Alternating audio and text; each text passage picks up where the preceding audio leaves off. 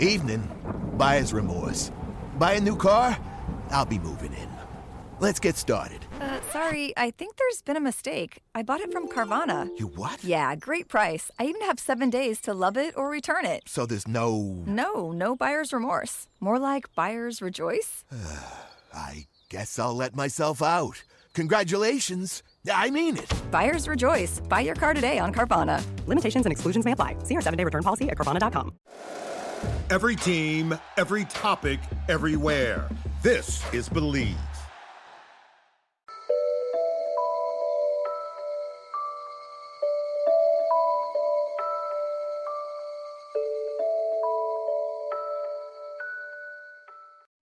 Why is it that Jeff Wise is considered or known as the conspiracy theorist when it comes to the world of MH370? What do you have to say to that statement?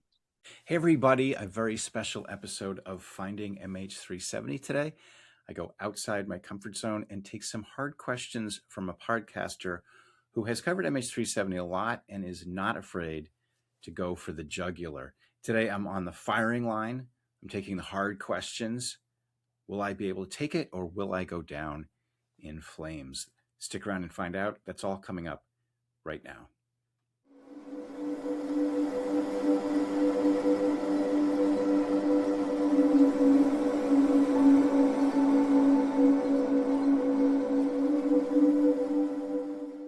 Jeff Wise here, back with you for another episode of Finding MH370, the only podcast where we go deep into every aspect of aviation's greatest mystery with the help of subject matter experts from around the world. Today, the shoe is on the other foot. I'm the one who's taking the questions. My interviewer is Sid Gandotra, host of the Sit Down With Sid podcast. Sid brings a very different perspective from my own. He interviews a lot of people from different corners of MH370 world, including a lot of people who, frankly, I don't see eye to eye with and who don't think a lot of me, to be frank. He's kind of a neutral arbiter, but he's willing to listen to what others have to say, and he's not afraid to pass on the criticisms of me that he's heard from other people and see what I have to say in response. I'm grateful to Sid for giving me the chance to respond to what's being said about me beyond the cloistered walls of the Finding MH370 podcast. I think you'll find it quite interesting. Before we get to Sid, I want to thank the many supporters who make this podcast possible, including a donation that I found shocking. I'll tell you about that at the end of the podcast. Also, stick around for the result of last week's survey. We had over 800 responses, and I think you'll find the results quite fascinating. That will be right after my conversation with Sid. So let's get right to it. Joining us today is, again, for round two, is investigative journalist and author Jeff Wise. Jeff has been one of the most persistent and provocative voices in the investigation of MH370. Jeff, thank you so much for taking the time, and it is a pleasure to have you here with us again today. Sid, thank you for having me. It's always a pleasure. I appreciate your perseverance and your interest in this topic.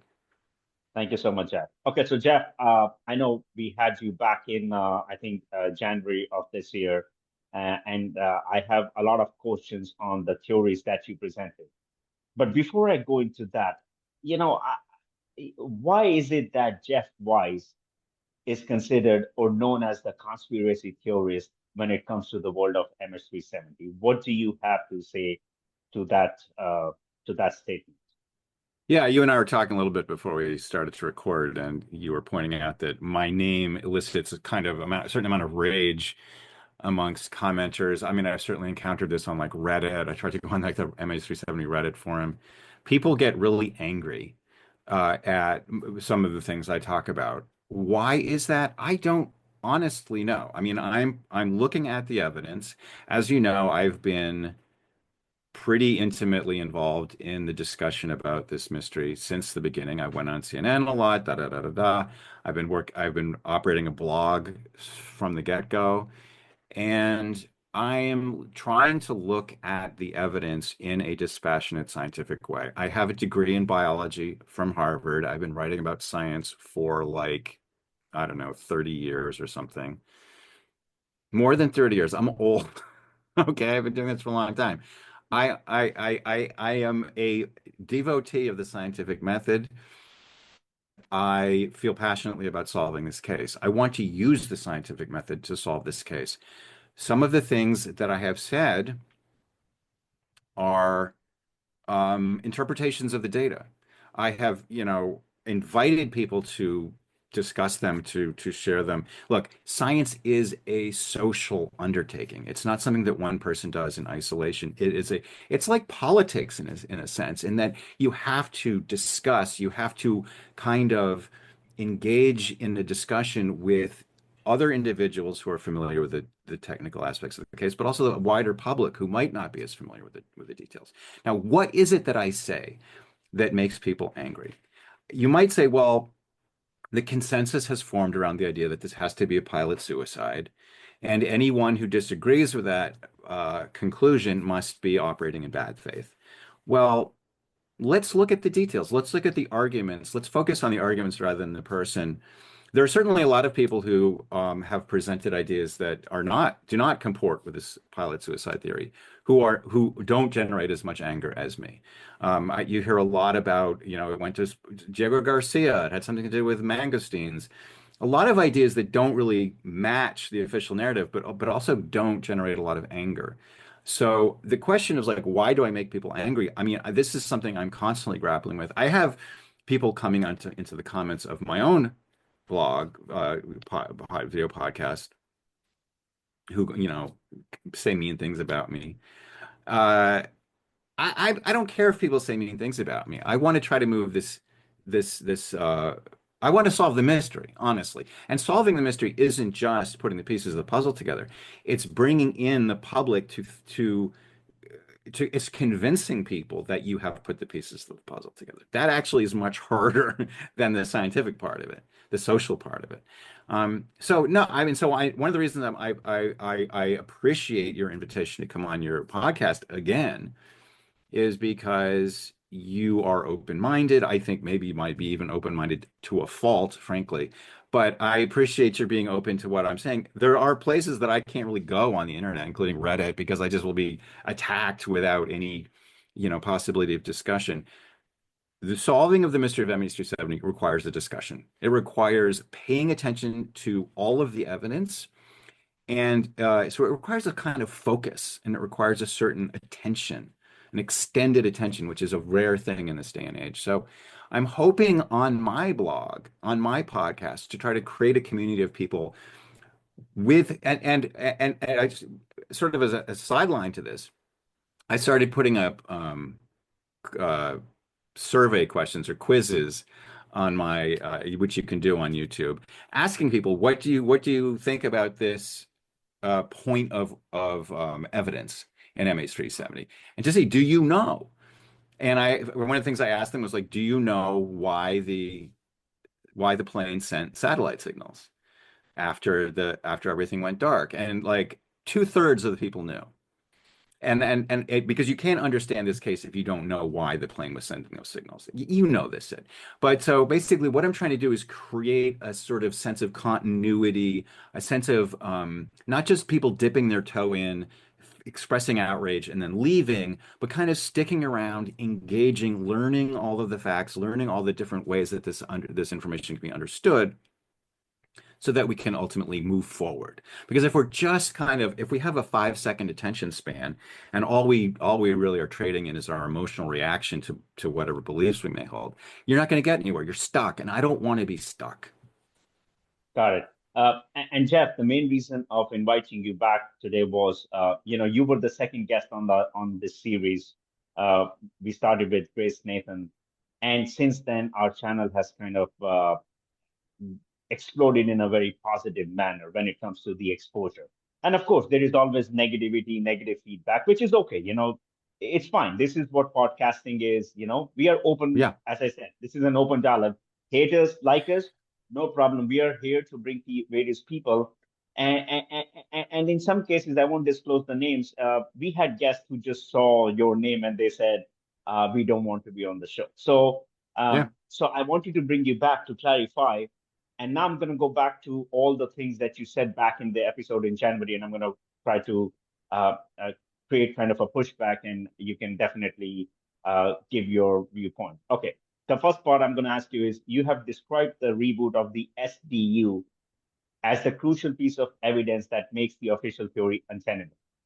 Can you explain precisely why what a 777 pilot would see on their screens if someone were attempting to reboot the SDU from the ENE bay hatch?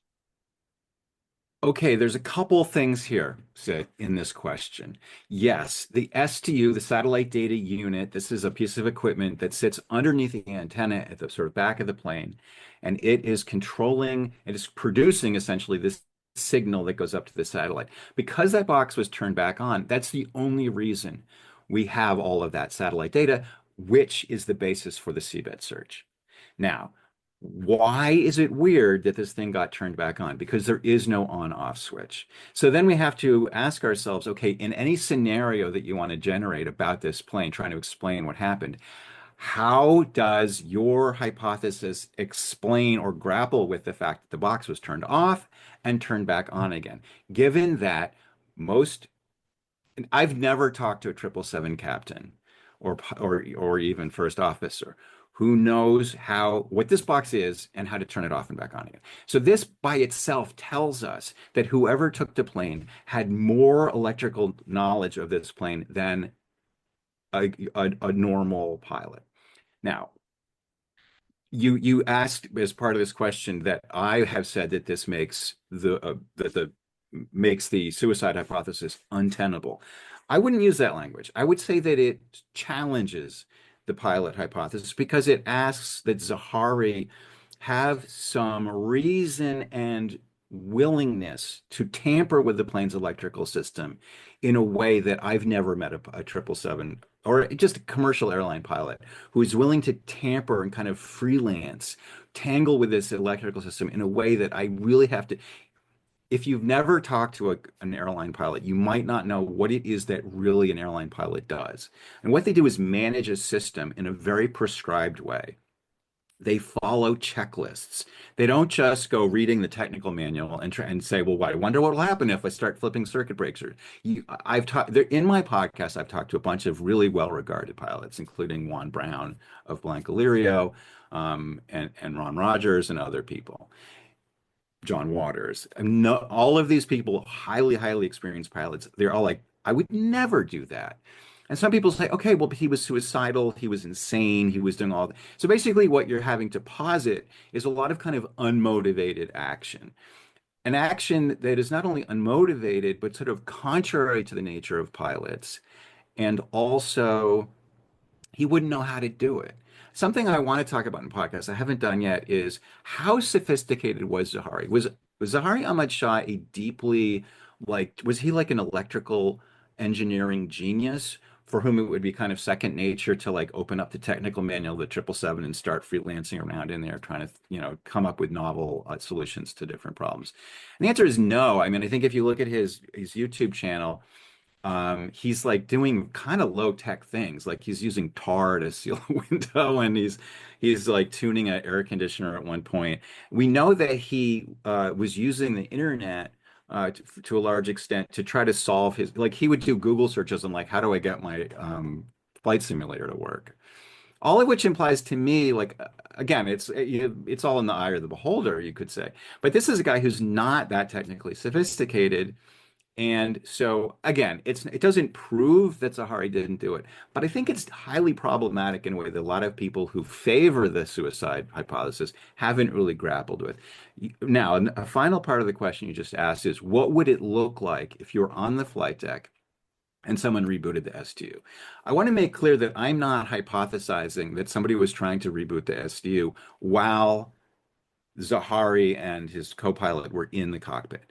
What I have proposed is a very complicated and sophisticated attack, which is not easy, which is sort of, admittedly kind of low probability in the sense that it's not something that very many people would have the ability to do. But it would have to unfold in a certain way. And the fact that like only probably 1 in 1,000 planes or order of magnitude have the combination of vulnerabilities that would make them vulnerable, that would make this attack possible. And MH370 had all of them. I'm meaning to do an episode about this. So this is what has to happen. First, you have to get through that unlocked hatch into the electronics bay. You have to take over control of the plane from the electronics bay. And I have a patent pending on how to do this in Germany, which hopefully will get published next year. So this is something that is physically possible. I don't think anyone has made a plausible claim that it's not possible. It's hard and difficult and etc., but it can be done. And so after you've done that and probably depressurized the plane, turned off the oxygen to the oxygen mask in the cockpit, then you take over the cockpit, then you do the SD reboot. So the SD reboot probably in my scenario wouldn't be done until already the pilots are out of the cockpit. Interesting. And since you brought up Captain Zahari Ahmad Shah, I know even in the last episode you said this very much looks like a pilot suicide. These were your words. Now, given that Captain Zahari Shah, who was highly experienced senior pilot with a long decorated career, what motive or psychological profile, if any, exists to support that idea he would throw away a lifetime of such amazing accomplishment to commit such a complex, calculated act of mass murder and suicide? Yeah, that's exactly the point. There isn't. I mean, there's no red flags. This is the problem. And when I say it looks like he did it, what I mean is if you just know the sort of rough outline of the facts of the case, namely that this plane went dark at Agari, did a 180, and flew up the Malacca Straits, well, where does the plane get flown from? Only the cockpit. Therefore, the only possible suspect is Zahari. So Zahari really looks like the culprit in that very kind of top level way. When you start looking at, well, what is the motivation? What is his psychological makeup? What are the red flags? Was he under stress? Some people have claimed he was getting a divorce. Some people claim he had like a weird obsession with teenage girls or something. None of that actually pans out. This is a guy who had it made in the shade. He had a very comfortable life. He was upper middle class, had a nice house, had a nice car. He liked making videos about tinkering around. I mean, this seems like a guy who, and all the pictures of him just seem a guy who seems really chill. Here's the thing, Sid.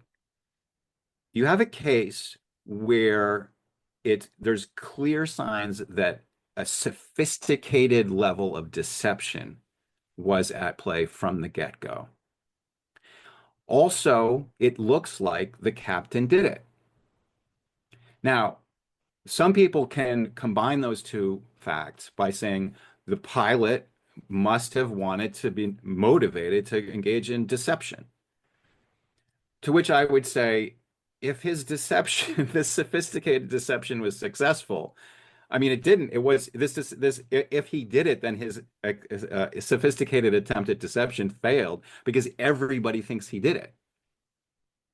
And I've sort of posited, well, what if that sophistication means that? What if that deception was trying to deceive you about who did it? Like that's what if you're a sophisticated, motivated culprit, and you want to make it seem like somebody else did it. That's what I'm basically saying, Sid, is that this was a sophisticated act of deception that made it look like Zahari did it. But if you look a little deeper, it probably wasn't Zahari, actually. It's almost like you go to a magic show and you see a magician cut a lady in half. What does it look like? It looks like a lady gets cut in half. But what do magicians do? They deceive. It's an act of deception to make it look like the lady got cut in half. Surprise, the lady didn't get cut in half. That's what I'm saying. Interesting. We had Captain John Cox, and he said there was preponderance evidence that points to a mass murder, and it has to be Captain Zahari Shah. Yeah. Once again, based on no evidence. Like when you say there is a preponderance evidence, my rebuttal to that is disclose what evidence. How does it add to someone committing this act if they are not here to defend themselves? That's my only pushback to you, to investigators like Captain John Cox. Because once again, it's always good. You're not pushing back against me. You're agreeing with me. I'm saying that too. I don't think there's a big difference. You're conflating two things that are not the same. You said that I said it looks like Zahari did it. Yes, I'm saying it looks like Zahari did it. I'm saying he didn't do it though. It was made to look like he did it. That's what I'm saying. I don't think, listen, why does John Cox think that Zahari did it? Why does everyone think that Zahari did it? Because they think that the only place to fly a plane is from the cockpit. Why do they think that? Because it's always true, except this one time. The 777, I've argued, is the only aircraft that I am aware of that you can fly it from somewhere other than the cockpit. Why is that? Because in all Airbus planes, okay, well, let me back up one step. The plane, a fly-by-wire plane, I have my pilot's license. I started flying Cessna 152s. This is a plane where you actually have cables that run from your controls through pulleys and everything, push rods and pull rods and all this stuff. And you have a mechanical linkage to the flight controls. A fly-by-wire plane doesn't work like that. What happens is you move the controls, a transducer creates an electrical current or voltage, sends it to a computer, the computer then sends it to other computers, and then it calculates what it wants to do. It sends an electrical signal to an actuator, which is a electrical thing on this flight control surface, and the hydraulic power gets applied and the thing gets moved. So the pilot actually isn't moving the controls. A box in the electronics bay is moving the controls. That box is inaccessible in every Airbus plane. It is accessible only in the 777. I think the 787, I haven't done a lot of research, but I could be wrong. It might be possible in the 787, but I think it's not. But so in the 777, if you gain access to the flight control computers, I have a patent that's coming out in Germany where I'm patenting a method to go in, unplug some things, plug in some other things, send a simple electrical voltage across a pair of wires in the electronics bay, and you're moving the flight control surfaces. You are taking control of the plane.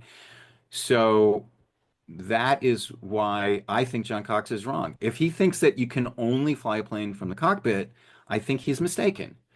Now, he might say, who would ever think to do that? And again, if your defense against my theory is that no one would ever do this, I think you ought to wake up, because what has happened since 2014 is that we have entered an era of cyber security, aviation cybersecurity, hacking, GPS spoofing, all kinds of nefarious deeds, and we have an adversary who is extremely sophisticated, extremely ruthless, and extremely aggressive. And so to say, well, who would do that? Well, I'll tell you who would do that. Somebody shot down one of the sister airplanes of MH370 4.5 months later. They just pushed a button and they blasted this thing out of the sky, and they just murdered almost 300 people in cold blood. And we know who it was. It was Russian military intelligence. So if you wonder, well, who on the world stage would do such a thing? Well, I'm saying, well, it's the people who did it 4.5 months later that you should look at. That should be your prime suspect. Wow. It's interesting because I like what you said. It's a sophisticated act of, say, deception to make it look like what it is not. Because, the MH17 that you're talking about, the another flight that was shot down by the missile, there is a lot of, we do get a lot of comments, comparing MH370, MH17. It was kind of an act committed by the same agency, as you just mentioned, etc., etc. But once again, our goal is to cover the MH370 series for now, and we want to keep our focus on that. I want to talk about debris. I have a few questions on the debris. Okay. Sure. On the first one, you had argued that the barnacle growth on the recovered flaperon is inconsistent with the timeline of it being in the water since the crash. So if those pieces were planted, what is the most plausible motive for a state actor to create a fake debris trail in the Indian Ocean rather than simply letting the plane vanish without a trace? Well, they never let the plane vanish without a trace. This is why the false trail of electronic breadcrumbs generated by the SDU coming back on is significant. So you're not just making it vanish, in which case, then I think you would, a lot of theories would be on the table. What you do is you create a very sophisticated trail of clues that leads investigators to think, oh, we have figured out this thing that is so complicated and sophisticated that nobody could have deceived us. We know that it went into the Southern Indian Ocean. So that's the first set of evidence, right? That is created. The second set of evidence, okay, so what happened was, as soon as the Australian DSTG figured out, they analyzed the BFO data. They think, okay, this tells us the plane went to the ocean. They immediately started setting up a search in the seabed. And people were like, well, because the ATSB was so confident in the validity of their analysis, they were like, the plane is there. We know where the plane is. And I was really the only voice that said, there is another explanation for this data. And if my theory is right, then you're not going to find it. I think it's important to say, I mean, not to toot my own horn, but I think it's really important that I said something that was deeply unpopular at the time, which was that the plane would not be found if my theory was right. And that came to pass. I mean, I feel like all the people who hate me have to acknowledge that I was right. And I think that if you have a legitimate interest in this case, you might want to ask yourself, like, Jeff predicted something that the Australian officials at the time said we have a 97%. We're 97% confident we're going to find this in the initial search area. They wound up multiplying it by 3 or 4 times. So I would say, like, I had a 99% chance of being wrong, according to the official, calculus. So why did I make that crazy thing? Why did I go on a limb and say this really unpopular, really crazy thing? I mean, I seem to be inviting my own disaster. And yet I was right. Why is that? Why was Jeff Wise right? Was I just lucky? Or had I observed something that maybe other people should try to? I guess what I'm saying is, like, at least at least ask yourself, why was this guy right? I know in going on that diversion, I've forgotten the question that I was supposed to be answering. Well, the question was about the flaperon, that it did not align with the timeline. So there's two when it, problems with it. There's two problems with the flaperon specifically, and to a certain extent, this extends to all of the pieces of debris. The first is that when the thing arrived, the French took it to Toulouse, and they found something really puzzling, which was that when you put it in the water, it floats with about a third sticking out. And later, the Australians got a real flaperon, cut it down to resemble the damage that the original thing had incurred, and they put it in the water, and they noticed the same thing.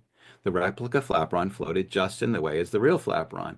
Part of it was sticking out. No matter how, it could float in two different. It could float like this way or this way, but either way, the end of it, the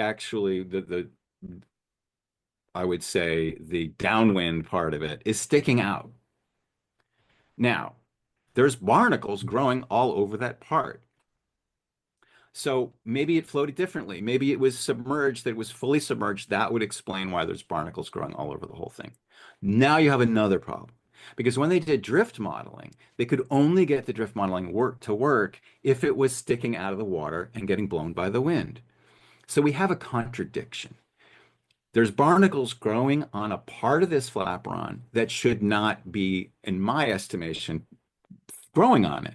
Now, I don't know if you know this, but I actually tried to start a Kickstarter to buy a real flaperon, cut it down, put instrumentation on it, and let it drift in the Southern Indian Ocean to see if there's, and with cameras so that we can see, like, maybe there's splashing or something.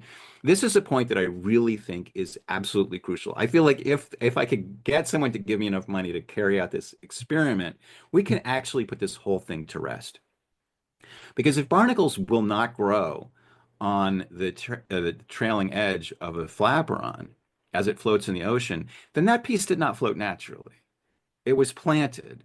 Now, there's another reason to think that it was planted, which is that I've been spending like over a year gathering, I've working with volunteers to collect drift buoys. These are scientific instruments that float across the ocean, and sometimes they come ashore, and I ask people to collect them and tell me how long are the barnacles, how big are the barnacles. And consistently, what you're seeing is things that have been in the water for less than a year have barnacles that are bigger than the barnacles that were on the flatbron, which was supposedly in the ocean for 15 months. Now, I have to be careful with my language here. Is it possible that something happened to the flatbron such that even though it floated naturally and got to Reunion the way it did from the actual crash site, but the barnacles didn't grow that big for some reason? I can't rule that out. I'm trying to continue my experimentation to collect more samples. We just don't know that much about how these things grow. We need more data. And this is a point, Sid, that I think is really important. You have people come on your show, John Cox, Christine Negroni. These are people who have looked at what they've read, they've come up with an idea, and then that's it. They talk about this idea, they go on podcasts, they go on TV shows, they talk about their idea, but that's it. They're not doing anything to move the ball forward. They're not interrogating their own hypotheses. They're not saying, if my hypothesis is true, what other things should I expect to see? That's how science works. That's what I'm trying to do. I'm trying to change our understanding of the world. When this flatbron came ashore on La Réunion, very little was known about how Lepus barnacles grow. And so there were a lot of assumptions that were made that turned out to be based on pretty thin evidence. There has been a significant amount of work by other researchers into the life and growth of Lepus antiphora barnacles, but not enough. Not enough to really answer this question and to use Lepus. Lepus are such a crucial piece of evidence in this really, really, it's the flatbron is a unique piece of physical evidence in this case. Why aren't we paying more attention to it? My mind was blown. I was talking to a researcher who studies marine organisms and has been looking at this exact question. And he has had insight and knowledge and contact with the French authorities who collected the flatbron, who had the barnacles. Sid, according to this guy, they threw the barnacles out. They threw the barnacles out. And they haven't done, they never did a proper analysis of all of them. I mean, there's so much work that could have been done. And also the Australians, I mentioned they took a real 777 flatbron and cut it down. They did some flotation tests with it. They did some windage tests with it. And then they threw it out. I reached out to them. I said, "Can I have your barn? I want to do tests with it. Can I use your flatbron?" It's like it costs like $20,000. It's a very expensive thing. They put it in a landfill. And so I'm trying to move the ball. I'm trying to understand things that we don't understand. And it's frustrating because people who have a lot more resources than me are doing a lot less than they could. Wow. So when it comes to planting the debris pod, I mean, we're talking about a multinational effort involving coastlines in Madagascar, Reunion, and South Africa. How do you explain the lack of any logistical leaks or say witnesses to this whole operation over the last 12 years? Couple things. First of all, what I'm proposing about planting evidence is so much easier than the, faking the Inmarsat data part. It's trivial, really. I mean, you take a trawler, you have the plane, you pull some pieces off, you put them on the trawler, you hold them under the water and in the ocean for maybe a couple months or something. And then you put them on the shore. It's like the lowest tech thing I can imagine. And I didn't get to mention this before, but none of the pieces of debris, several dozens of them have been collected, most of them by Blaine Gibson. None of them have sea life commensurate with what you would expect to see if these pieces all floated across the ocean in the appropriate time frame from the spot where it was suspected to have crashed. You contrast that with Japanese tsunami debris, where all this stuff floated from Japan across the North Pacific and came to, the Northwest United States and Canada. They all had marine life that told a story.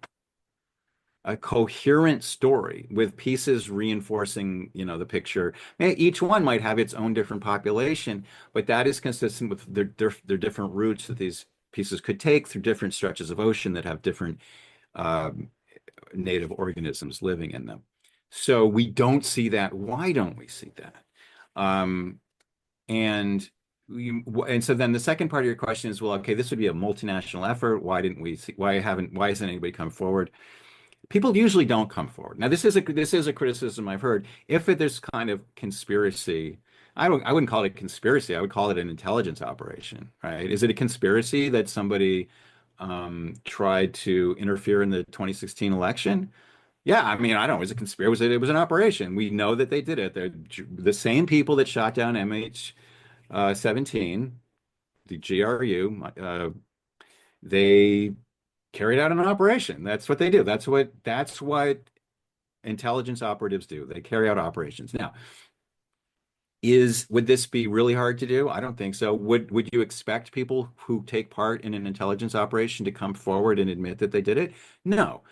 We have a lot of GRU intelligence operations that have happened since 2014. And none of them have we seen people come forward and admit it, except for this really fascinating case where a person who was a key member of the team that spoofed the urine collection devices of the anti-doping agency. There was an award-winning, Oscar-winning documentary made about it, like soon after MH370 disappeared, actually. So we know that Russian intelligence is extremely active in trying to screw with the West and undermine the West very, very successfully. I would add they were both behind Brexit and the election of Donald Trump. I'm sure they encouraged the Trump coup d'etat that he successfully carried out. So yeah, Sid, my main thing is to say to people, look, I predicted a couple of things back in 2014. One is that the wreckage wouldn't be found. Another is that we're facing a very sophisticated and dangerous adversary who wants to do us harm. And both of those things came true. And you might not believe me when I talk about MH370, but you should believe me when I say that we have a very dangerous, sophisticated adversary who is running circles around us. And the only way we're going to fight back is to recognize that we have a problem. Wow. It's funny. We had Captain Byron Bailey, and he publicly states this was a massive cover-up. Not he did not point especially to Russia, but he had Malaysia, Australia, to some extent Saudi Arabia. Now we have this planting debris. So as you said, if this is the angle that this investigation leads to, or the conclusion, Yeah. then I guess the answer is pretty clear to the public. I mean, you have your answer, what's going on. As you said, there are dangerous adversaries around going in circles, and very interesting. I have one more question on this, and I'm going to come back to the Kazakhstan argument Sure. that we had. Now, a lot of people we had on the show, there is this, either it's a controlled ditching or it's a high-speed dive. We know around 60 pieces of debris were recovered from MH370, right, till date. According to you, in your own opinion or your own theory, do you see this as we're going to talk about the hijacking part afterward. In terms of, do you see it as a controlled ditching, or do you see this as a high-speed dive impact on the Southern Indian Ocean? These are two variants of the suicide pilot hypothesis. As I think I've explained earlier, I don't think that that's what happened. Now, I keep an open mind because I do think that it's possible that Sahari did it. The evidence is not totally incongruent with the possibility of a pilot suicide. So in my podcast, I do spend a fair bit of time, talking about things like, I think I'm going to do an episode about ditching. One of the things I'm actually about to break some news. I'm doing an article for Popular Mechanics about, I have a new data set about hydroacoustics. There was a French hydroacoustic network that one of my viewers turned me on to. I interviewed the researcher. This was a report that was given to the Australian authorities and the French authorities and never published. And it basically reinforces what we've already learned from other hydroacoustic networks, that there was no sound of this plane impacting the surface. So that you would think would tend to point towards a ditching, or would narrow it down. If it did go south, they would have to be a ditching scenario. The problem with that is that the BFO data indicates a steep and accelerating dive, which is why the authorities thought it was a high-speed impact. Also, we have fragmented pieces of the interior cabin. So we know, so if it was an attempted ditch, it was not successful. We know that the interior of the plane was shredded. So, but again, I would say the fact that you can't come up with a consistent set of evidence that points to one or the other, that the evidence is inconsistent amongst all of them, which we see again and again, points to the fact that there is no southern scenario in which you have multiple lines of converging evidence all confirming the same thing. You put on top of that the fact that the entire probability distribution has been searched on the seabed and the plane isn't there. If you're not asking yourself, did we get something wrong? I think you just haven't been paying attention. A lot of people said there's a powerful human desire for a simple explanation. You'll hear this constantly, this idea of Occam's razor. Simple explanations are best. And unfortunately, I understand the impulse, but if that impulse leads you to think that it has to be some simple theory, you just haven't been paying attention. We know that whatever happened to MH370 wasn't simple. It was really, really weird. Even a suicide ditching in the Southern Ocean just is really, really crazy. It involves making all kinds of arbitrary maneuvers and, sort of unmotivated decisions. The motivation of the captain to turn off the STU and turn it back on again really doesn't make any sense. You could argue it back and forth. We could do another episode, arguing back and forth, like what could be the possible motive for a guy to do this particular series of really strange, sophisticated, hard to figure out, and unmotivated things. This case is not simple, and people get mad at me. I think one of the things that makes people mad is that they learn a little bit, they glom onto an idea, it becomes their idea, it becomes a personal part of them, it becomes an insult to them to suggest that their cherished idea is not right. And they stop looking at the evidence, they stop trying to reconcile the irreconcilables. And all they know is that there's this jerky guy named Jeff Wise who is insistently trying to poke at them and undermine their sense of certainty. I am trying desperately to undermine people's sense of certainty, and I think people really hate that. Wow. Jeff, I want to talk about the hijacking part. So, based on our last episode, your theory was it's a hijacking. Either the captain hijacked it or someone else hijacked it. These were your words. Now, you have pointed to Kazakhstan as a potential endpoint. Given that this links act to Russian involvement, how do you explain the fact this location has remained invisible to all global agencies for 12 years? And my second part to that is it your position that your theory requires a total coordinated failure of every global intelligence agency, or do you have any specific evidence as to why they might be suppressing that data to the public? I see it a little bit differently from you. You're saying, well, if the Russians took it, how come all the intelligence agencies either knew it and didn't want to talk about it or something like that?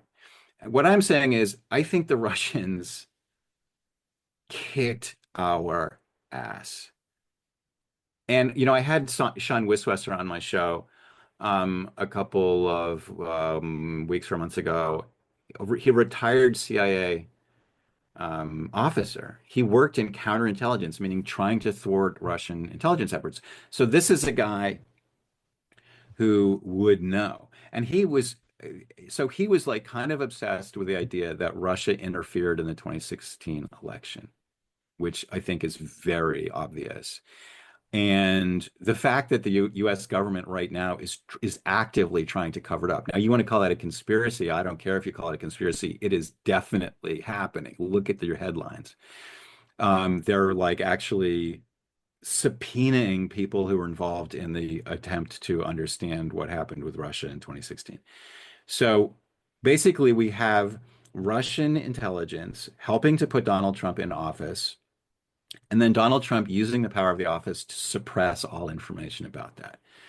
Now, here we have a CIA officer who's saying, yes, of course they interfered in the operation, but it wasn't to help Donald Trump. How do you square that circle? But to his mind, it's like, well, they were just trying to undermine confidence in the election.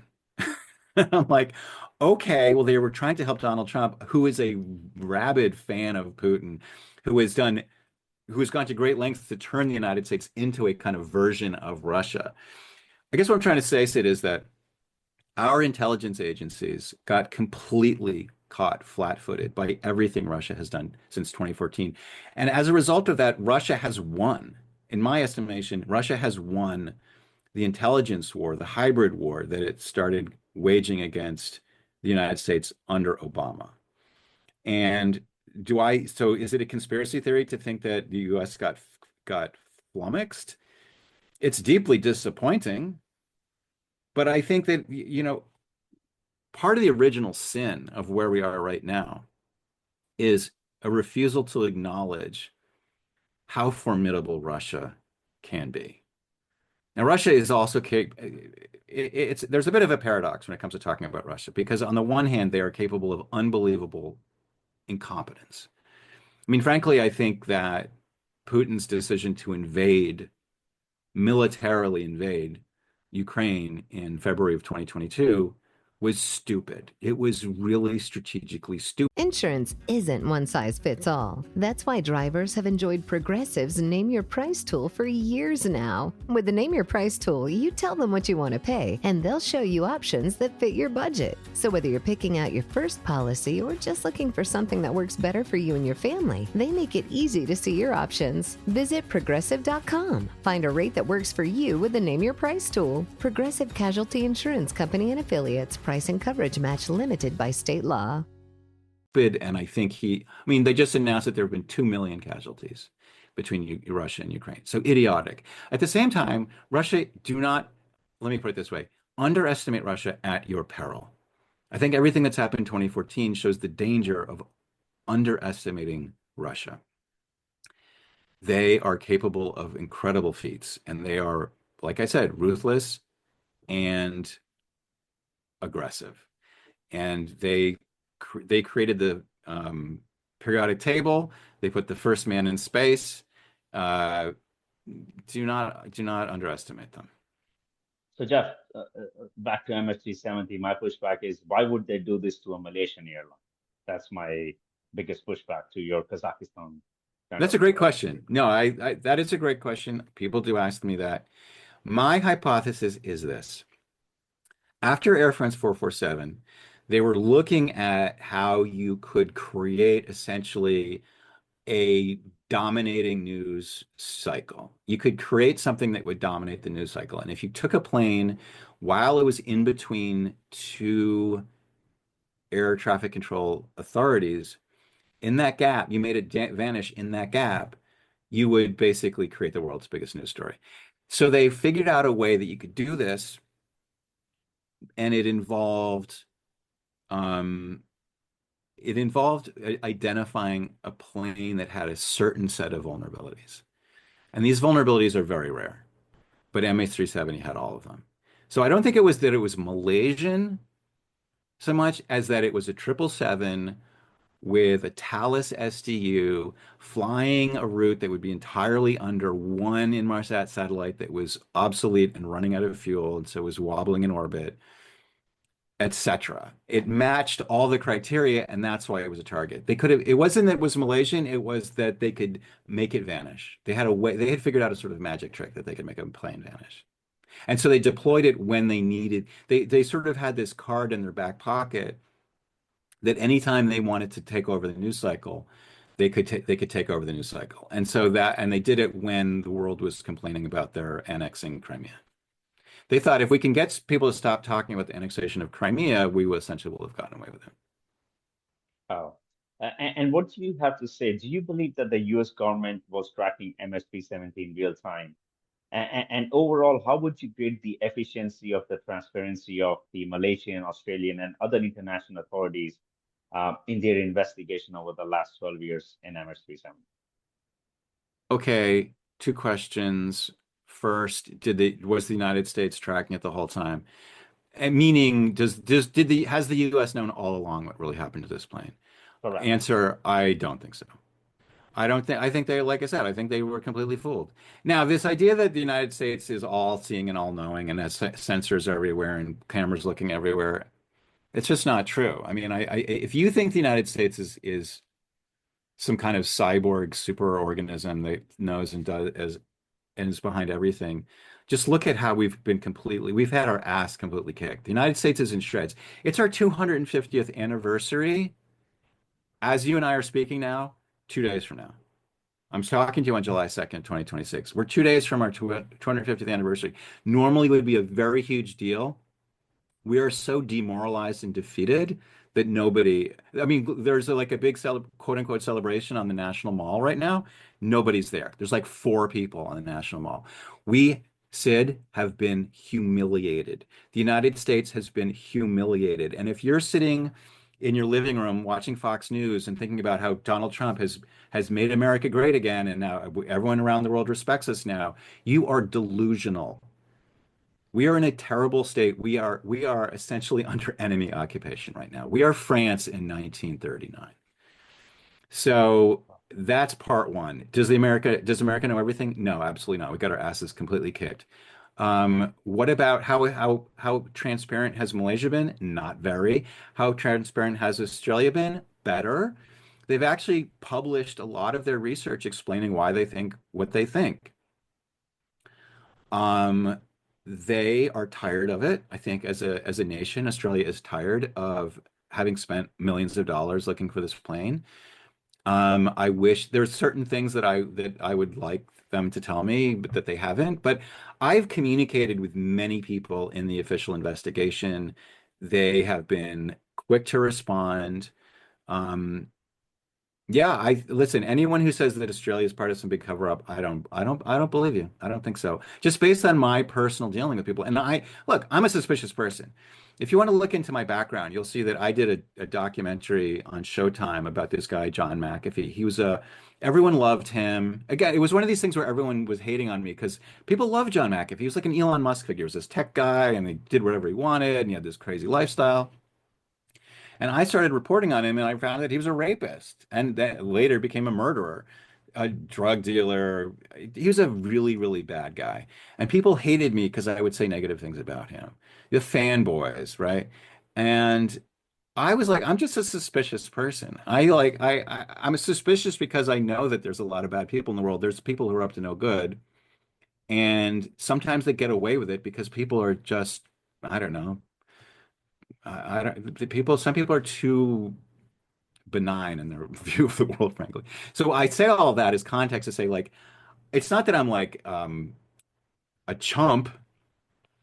I just have talked to a lot of Australians. I read a lot of Australian reports. I've seen what they've put out. I think they're trying really hard to be open about what they're doing.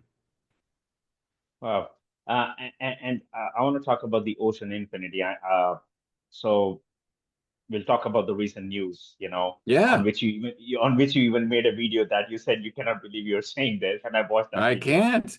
I think we're Yeah. burying the lead, Sid. I mean, yeah, they've just as I said, it's now Thursday, July 2nd. On Monday, which was June 29th, if my math is accurate, the Malaysian government said, yeah, we're giving Ocean Infinity another year to continue the search. Now, back in March, Ocean Infinity had said, well, we did our best. We're done. And they did say something to the effect of, we're happy to start up again if circumstances merit. That's very open-ended language, right? It depends on like your frame of mind. I took that to mean sayonara, see you later. Other people were more optimistic and thought that maybe they'll come back. I have reached out to Ocean Infinity. I have not heard from them yet. The language that the Malaysians used, to my mind, suggested that they had been talking to Ocean Infinity, that Ocean Infinity had talked to them about the availability of equipment. I'll break some news to you right now, Sid. In my episode that I released on Monday, I just passed on language that Reuters had used, which was that the equipment was not available from November to April. which would mean that they weren't going to be able to start until already this season was ending, if not already ended. So it gave a very small window to try to get something done. I have it on a pretty reliable source that Reuters kind of got it backwards. That November to April timeframe isn't when the equipment isn't available, it's when it is available. It's I just available. piled up a lot of negatives there. So just to try to be a little clearer, the time frame when they could conceivably be available to search is November to April, which is good because that's the southern summer. That's when you want to search. So that kind of suddenly makes a lot more sense than my head scratching earlier conclusion was. So that's the news I'm trying to break with you, Sid. I know we're not going to air this probably for a couple more weeks, but probably we're looking at the very real potential that Ocean Infinity will send a vessel, possibly more, but probably not, to go search the remaining 7,500 square kilometers, which would be big news, I think. People would be very excited about that. What about you? Are you excited, optimistic, or you still think this wreckage will not be found, as you said 12 years ago? My optimism is more around the fact that attention is still being paid to this mystery. Resources are still being allocated to solving this mystery. And even if you search an area and it's not there, that does tell you something. That tells you that that kind of reduces. So if we have two possibilities, they're both hijack scenarios. One is that the pilot did it, one is that a third party did it, probably Russian intelligence. If it's either or, and under Bayesian inference, Bayesian if analysis. one of them gets bigger, the other gets smaller. They move in opposite directions.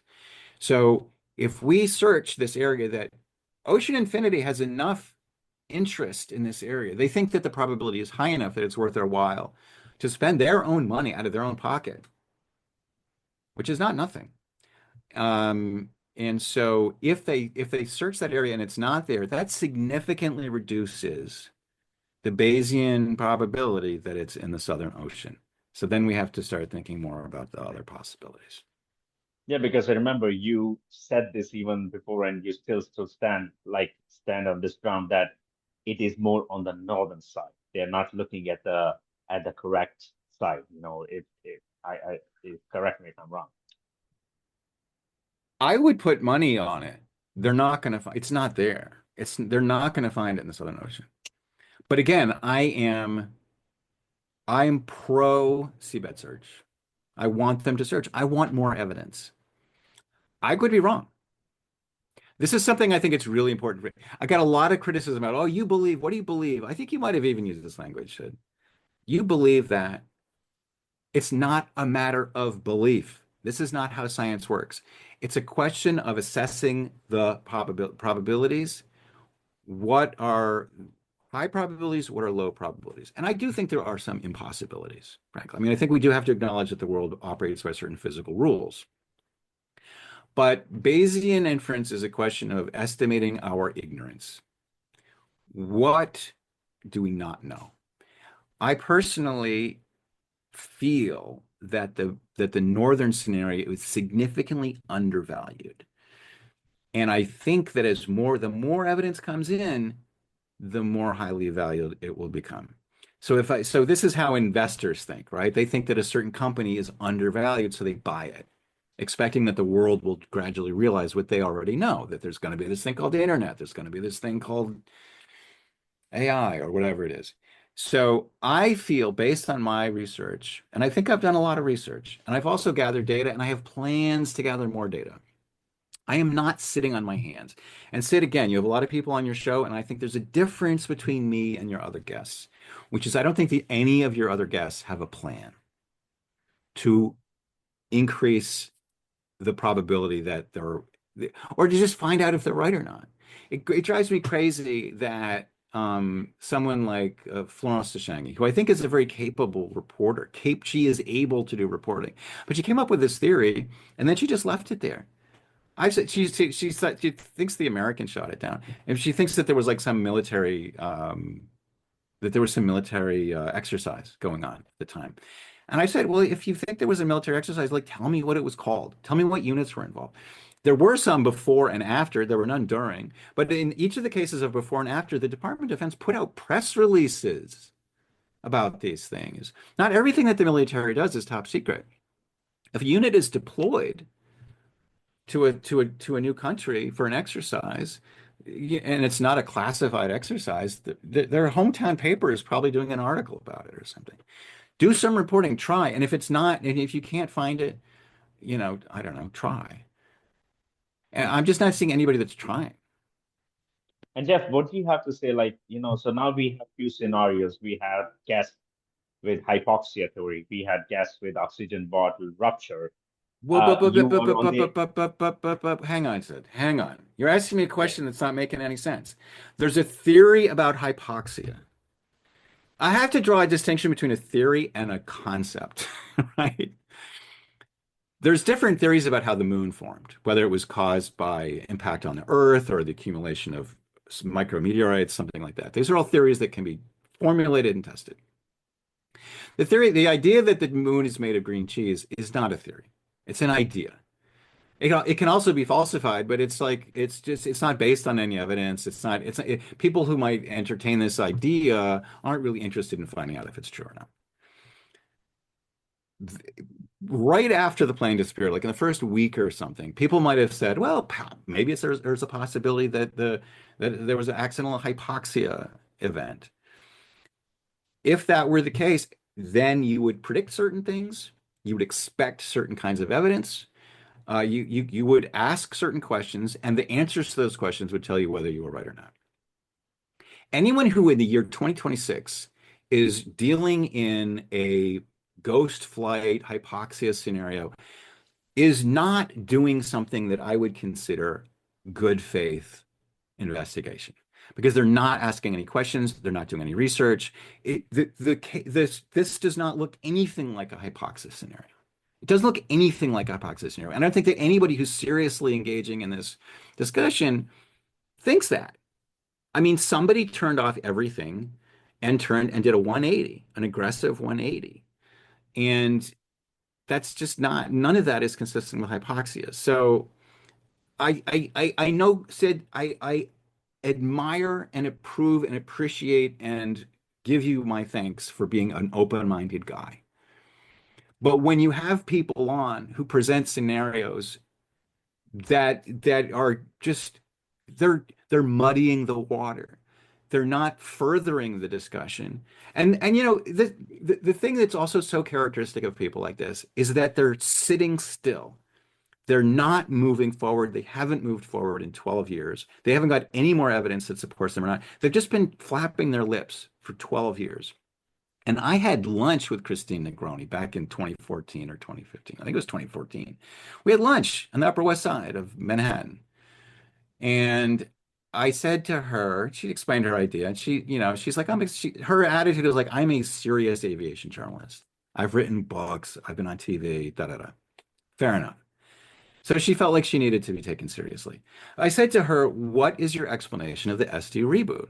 How do you reconcile, the Doppler precompensation algorithm with blah, blah, blah? She had no idea what I was talking about. She felt like she didn't have to deal with it because it was sort of too complicated for her. So she just didn't deal with it. And what we see again and again is people who have a certain idea that they want to flog, and they have maybe one or two pieces of evidence, and everything is built on that one piece of evidence. Larry Vance, he's looked at pictures of the Flatbron, and everything is based on that one thing. He doesn't deal with anything else. So how does he reconcile the SDU turn on? He doesn't. He ignores it. If we are going to solve this mystery, it's a complicated and really challenging mystery. We have to deal with all of the evidence comprehensively. We have to understand all of it. We have to explain all of it. And that's very, very hard to do once you go off the reservation and look at other things beyond a hijacking. So when I say we know that somebody hijacked this plane, we know that it was either the captain or a third party. That's the limit. Everything I'm talking about in my podcast is limited to that area, because anything you're talking about beyond that is not a good faith attempt to solve the mystery. You're just muddying the water. And honestly, Sid, the biggest problem right now isn't so much people having different opinions about what happened to the plane. The biggest problem right now is AI slop and trolls. There's so much just, I mean, most of the people who leave comments on my blog, I mean, God love them. I really appreciate the people who come and watch the show and give their comments. The feedback is essential. Like I said, based on my polls, most people have a pretty good understanding of what's going on in this case. But we're just being drowned in crap. As you know, Sid, being a YouTuber yourself, if you go into the back end of your YouTube studio, it tells you there's like an inspiration tab, and you click on that. It'll say you should talk about this, and it will. And you, I'm sure that. Tell me if I'm wrong, Sid. This is a question I'm asking to you. If you go to your inspiration tab, will it tell you do a podcast about how why the MH370? It'll give you ideas about doing MH370 based on things that are not actually true. It'll urge you to do non-true MH370 episodes. Yeah, I mean, listen, as I said, I'm not a big fan of AI. I barely use it, and I read about people. Before reaching out to them, I read about their background because I want to make sure that they know that I know about them, and Mhm. I want to come across someone as professional. I'm not a Yeah. time waster. I appreciate time, and that is why I reach out to very limited guests. I ask my team to reach out to very limited guests, and once again, as you said, there are so many theories, if you can say, or hypotheses going around. And the biggest thing that I have noticed personally is the hatred. It's Mm. it's the lack of ability to debate as grown-ups is Hmm. something that I don't understand. Me and you, Jeff, I can disagree with you, you can disagree with me, but I'm not going to hate on you, and I hope you don't hate on me because it's okay to disagree, but it's okay to have a debate. But the hatred amongst the community is something I find it very hard to understand. And Mm. our team keeps an eye on the moderation and the comments, and if it crosses the line, we make sure, because once again, we don't allow disrespect to our guests. Guests like yourself and others who have come on the show and are coming on the show. You take your time. You're giving us an hour of your time. You don't have to do this, honestly. But so we appreciate the time. And maybe listen, Jeff, maybe I don't agree with what you're saying, but it's okay. I'm not here to judge you. Our job here is to have you, let you speak, let you present your hypotheses, your theories, and let the audience decide for themselves. And as you said, the comments will speak for themselves. Uh, so uh, so that's where we are at, and uh, I have two more questions before I wrap this up. Is Yep. now, as you move towards your goal of publishing a peer-reviewed journal, Hmm. what is the single most important unspoofable data point that you believe will finally bridge the gap between your theory and the mainstream scientific consensus?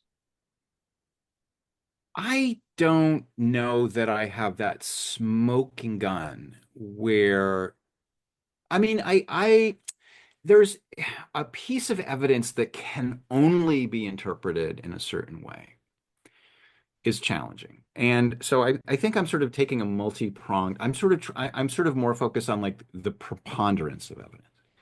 I do think that if we can get a flaperon and put it in the ocean and see if barnacles grow on that part that's sticking up, I think that could be something like a smoking gun. I do think that getting a better, more robust understanding of how these barnacles grow in general would be not only useful for solving MH370, but it would be a tool, a forensic tool that would be available for other mysteries that take place in the ocean. So I think that would be really cool if there was a sort of a thing that came out of this that was useful in the future. I do think that if I can get a patent or a peer-reviewed paper on the idea that this plane had a cybersecurity vulnerability that was very rare, then I don't think it's a question. I mean, nobody will be convinced of something they don't want to be convinced of, even in the face of a smoking gun piece of evidence. But if people can be, I think people can be worn down. I think it's like a stream smoothing a pebble. An idea that seemed really crazy. I've had so many conversations over the past 12 years um, that my idea seemed really crazy at the beginning, and then chipped away. For instance, after the Russians got so involved in the 2016 election, I had editors reach out to me and say, like, your idea seemed really crazy before, but it's not. The idea that Russians did it seemed crazy. Now it doesn't seem crazy. Like the fact that the Russians could do something like this seems very, very plausible all of a sudden. So I think it's a question of sea change rather than a lightning bolt, if that makes sense. Interesting. Final question for you, Jeff, today is, given that the families are still seeking closure, how do you balance the pursuit of a complex hijacking theory with the potential for that theory to cause additional distress by questioning the authenticity of the debris that was found? I have heard that question a lot. I think a lot of people wonder that. I have not heard that from a family member. I think that the relatives of the missing want to solve this case. They have not been satisfied by the answers that they have been given. This sense of certainty that has been promulgated to them by search officials has not panned out. We heard a lot of confidence in the early days that we understand the Inmarsat data. It's telling us where to look. We're going to find it. That, Sid, did not happen. So the idea that people have to question assumptions and look to other answers is welcome, I think. If you have talked to family members, if I'm wrong, you are in a much better position than me to know. I would love to come on your show with Grace or anybody and talk to them about it. Because remember, Zahari Ahmad-Shah is one of the missing. He also has family members who are in pain. And so I would say, far from feeling guilty about upsetting the relatives, first of all, I'm going to solve the case to the best of my ability and let the chips fall where they may. But I would say I am at least helping one family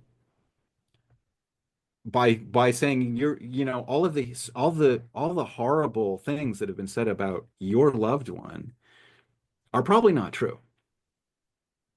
And so yeah, I mean, I do get the question that you just asked me. I do get it a lot. It doesn't make any sense to me. I think that what I'm doing actually will help the family members because they want answers. They want closure, and I think we can get to closure. Said one big big difference between you and I think anyone else you've ever talked to is that I think we can solve this case. In fact, if I am allowed to do the research that I'm doing and people are open to the implications of what I find, I am very confident we can solve this case. It's just a question of mindset.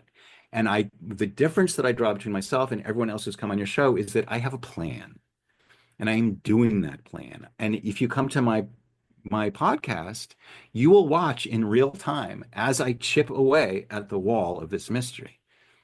And I could be wrong. I mean, it's really important to understand that I know that the hypothesis I put forward could be wrong. It might even be wrong that Zahari did it. Maybe it was something else. Would you be okay There's with always that, an Jeff? X factor, huh? Would you be okay with that if this wreckage was found and your theory was proven wrong? Would you be okay with sitting on it for, say, 12, 13, 14 years and proved wrong in the end? Yes, that's exactly the point. I Okay. would welcome being proved wrong. This is a really important point. It's not about belief. It's not about self-image or being thought of as being the guy who was right.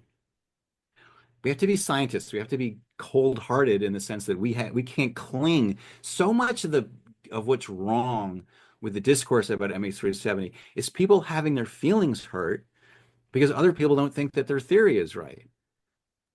Get over it.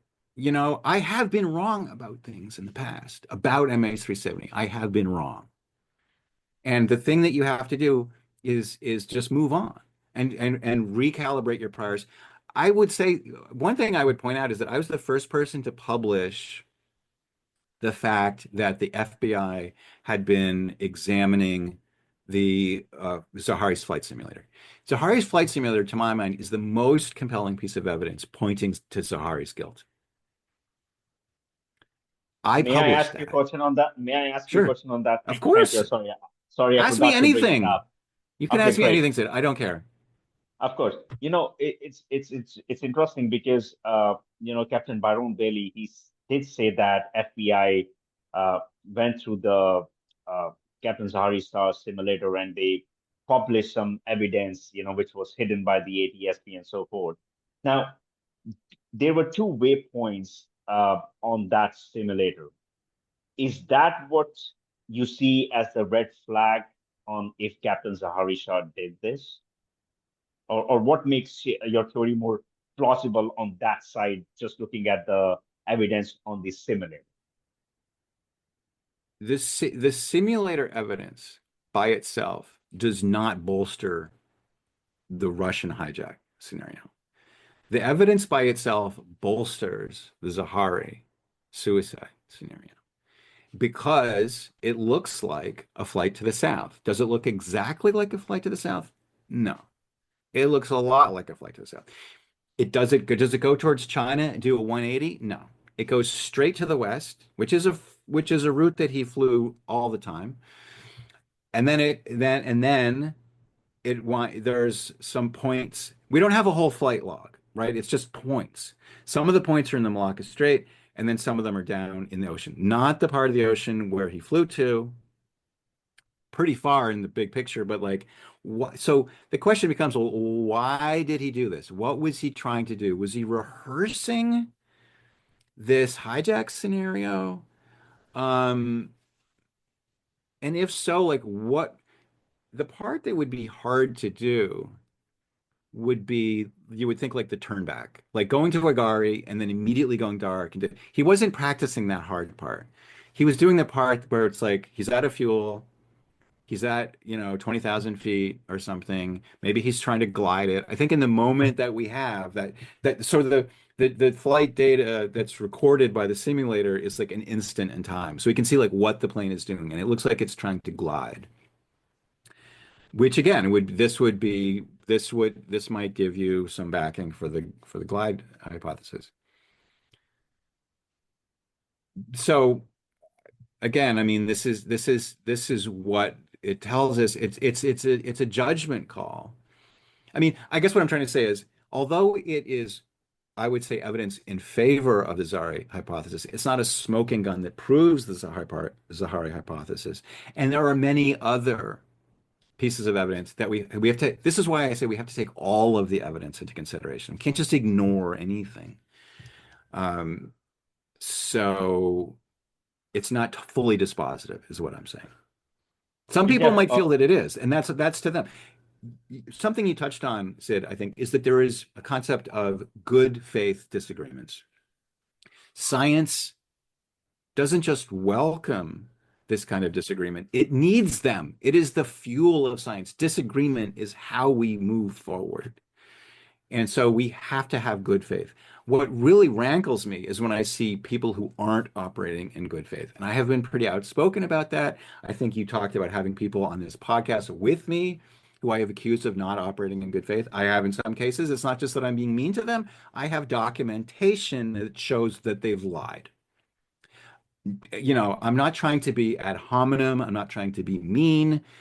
Again, as you say, we can't just like say mean things to each other and have it be emotional. If someone is doing something wrong, though, we need to point that out. And there are people, I think, who have been operating in bad faith, and I think they have poisoned the discussion. But good faith people like yours, I mean, this is why I'm on your show. This is why you're having me on your show. We are granting each other a presumption of good faith, and that is essential. Once we lose that trust in each other, then we are in chaos and nothing is possible and we are doomed. Jeff, I forgot to bring this up. We had Anthony Brickhouse on the show. Uh, he he shared that the batteries in the fingers were dead when MS-370 took off. which actually couple of our viewers confirmed as written in the Annex 13 report. Were you aware of that, or is this something new that I'm sharing with you today? You're talking about the acoustic pingers on the black box? Yes.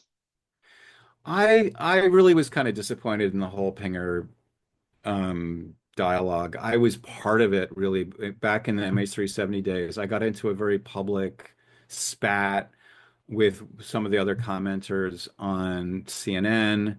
The official line at the time was that we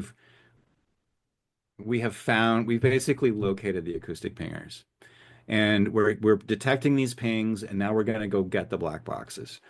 And what was very immediate, not only to me, but I was the only one who was going on CNN about it, was these pings were at the wrong frequency. They were off by like only, I don't know, 5% or something. But that was too much. I mean, these pingers, I was on a segment, it was a panel with the science guy, Bill Nye, the science guy. And they were asking Bill, how come the frequency isn't right? He's like, oh, because of there's this phenomenon called refraction. If the water has different salinities, it'll refract, and the refraction will change the frequency. I'm like, dude, you are the self-build science guy, but you don't know crap about science. That's not how it works. Refraction doesn't change the frequency. And so I'm sitting in another booth across the way from him, and I'm like, this is very disappointing to me. It was very obvious that the pingers were not right. And later it was acknowledged that like they had detected their own test equipment or something. The whole thing was the pingers were never going to matter. The pingers, Well, the battery in the black box was dead actually when the MH370 took off. That's what was shared. so what? So what? Doesn't matter. They were never going to be. The pingers have a range of like 2 miles. You have to know where the pingers let you narrow down when you already know where the black box is. Like in the case of it might have worked in Air France 447. By the way, I don't know if a single example where the pingers actually worked and let them find the black box. I would love for someone to write in and say, "Oh, people will probably write in and give us 5 examples where it's actually worked." But it didn't work in Air Force 447. I don't know when it has worked, honestly. It was never, and so when they put in the detectors, the microphones that were supposed to hear the pinger, they were taking a completely blind guess. They hadn't really figured out how to analyze the BFO and BTO data. They just put it in at random. Sid, in the southern Indian Ocean, thousands and thousands of miles of ocean, and they randomly put a microphone in the water and heard a ping. And they were like, "Oh, we found it." And I was like, "Are you kidding me? Like, you don't have a sense that that is a very, very low probability event?" I mean, come on. It's like whatever. I got very frustrated. And again, I turned out to be right. Why do I keep on turning out to be right, Sid? I don't know. Okay, I do get things wrong. But in that case, so Richard Godfrey wrote a book. I have it somewhere around here. He wrote a book saying that Jeff Wise was right about the pingers.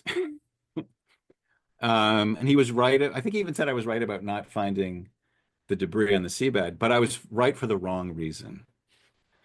So this is what's frustrating. It's like you try hard, and not to beat a dead horse, but I feel like I called it I like had my ass hanging out the window.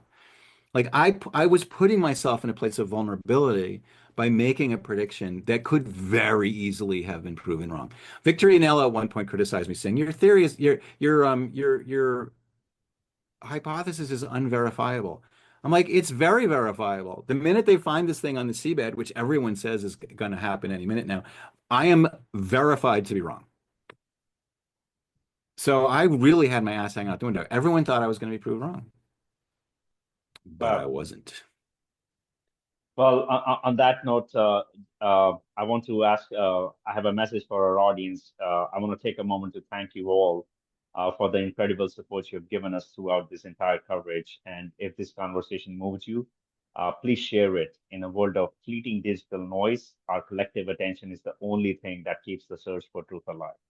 By listening, you ensure this story and the 239 souls it represents are never truly lost to the deep. Jeff Wise, Thank you so much for taking the time. I know we went a little bit longer, but I had a great time talking to you, and I appreciate your open-mindedness and uh, looking forward to seeing the response we get from our viewers. And this episode will be shared on both our channels since this will be a collaboration. So it will be good to see the MS370 community coming from our side versus the MS370 community that is on your channel, kind of, give their technical comments, and hopefully they can have a healthy debate in the comment section, which we'll keep an eye on. Well, Jeff, thank you so much, man, for your time. As always, I appreciate you, and this was interesting episode. Thank you, Sid. I 100% agree with what you said, and I appreciate again your open-mindedness, your determination to bring this bring the facts to the people. This is an important case, so thank you, and to be continued. Thank you so much. Have a good day, Jeff. Bye-bye. You too. Thanks. Thanks to Sid for having that conversation with me. It's always interesting to hear his perspective. Now, as promised, I want to thank the supporters who make this show possible. New Substack paid members Manasan and Weasley 10 and Mike Ward. Also, YouTube subscribers Sarah Baker 6286, Michael T. Boyle, and super thanks from Karaniman 8661, who sent $20.99 Canadian. Thank you so much, Kira. £1.99 from Nella Mayo 9886. Thank you so much. Most extraordinary of all, this is what I was mentioning up top. Jerry Noggle from Colorado sent me a Western Union money order for $50 US by mail with a handwritten note. Jerry, I can't begin to thank you for your support and your generosity, and just, it means a lot to take the time. I mean, that is a really old-fashioned, old school way of showing appreciation. I'm grateful to you. Remember, Substack members and YouTube subscribers get exclusive members-only content, including short-form videos with regular updates on what's happening behind the scenes. Even if you can't afford or don't want to, donate that way, you can still get a free newsletter that goes out with each episode if you sign up at the show page at findingmh370.com. I always like to stay in contact with people, let them know what's going on. Okay, let's talk about last week's survey. The question was, newly revealed French hydroacoustic data doesn't include any detection that could correspond to an impact by MH370 in the southern Indian Ocean near the Seventh Arc. Why not? I thought it was interesting that compared to past surveys, all of the answers were chosen with roughly similar levels of support. There wasn't like a clear breakaway or a total dog loser. The least popular being that MH370 crashed in the Indian Ocean, but not near the Seventh Arc, which of course was hydroacoustic researcher David Delosto's hypothesis. That got just 17%. Next was that MH370 ditched gently enough that the sound was too weak to be detected. That's an idea I'm going to explore in an upcoming episode. That got 22%. Next was that MH370 didn't crash in the Indian Ocean. I personally think that that's the reason. I think that the plane was actually hijacked and taken up to Central Asia, as I've discussed at length in other episodes of this podcast. And then finally, the most popular, the winner, was that hydrophones can't always detect crashing planes at long distances. That, I think, would most nearly match the default narrative that the plane did crash in the ocean by the Seventh Arc. Personally, I think it's problematic, but certainly can't be ruled out at this stage. Okay, everybody, that's all I have for you right now. Thank you again for watching. Thanks to Sid for chatting with me. I'll see you next time. If you like the show, please take a moment to rate, review, and subscribe. It really does help the show to grow. Thank you for listening.